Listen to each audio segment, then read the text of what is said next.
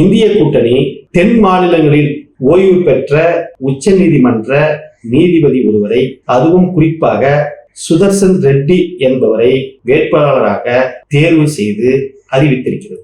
இவரால் எப்படி இந்த தேர்தலில் நெருக்கடி கொடுக்க முடியும் என்பதுதான் நம்மகிட்ட இருக்கக்கூடிய கேள்வி. தென் மாநிலங்களை சேர்ந்த சுதர்சன் ரெட்டி சந்திரபாபு நாயுடுக்கும், ஜெகன்மோகன் ரெட்டிக்கு, ரேவேந்திர ரெட்டிக்கு, சந்திரசேகர ராவுக்கு, இப்படி எல்லோருக்கும் நெருக்கமானது. நாடாளுமன்றத்துல 240 உறுப்பினர்கள் வைத்திருக்கக்கூடிய பாரதிய ஜனதா கட்சி சந்திரபாபு நாயுடு ஆதரவுனாலும் நிதிஷ்குமாரனுடைய தயவுனாலும் தான் இந்த ஆட்சி இப்போது நடந்து கொண்டிருக்கிறது, எல்லோருக்கும் தெரியும். இந்த நேரத்துல ஆந்திரா மாநிலத்தை சேர்ந்த சுதர்சன் ரெட்டியை நிறுத்தியதன் மூலம் சந்திரபாபு நாயுடு சுதர்சன் ரெட்டிக்கு மிகப்பெரிய நண்பர். அதே போன்று ஜெகன்மோகன் ரெட்டிக்கு மிகவும் நெருக்கமானவர். கர்நாடக மாநிலத்தில் இருக்கக்கூடிய சிவகுமார் காங்கிரஸ் கட்சியை சேர்ந்த டெப்டி சிஎம் மிகப்பெரிய ஒரு அரசியலை செய்து கொண்டிருக்கிறார்.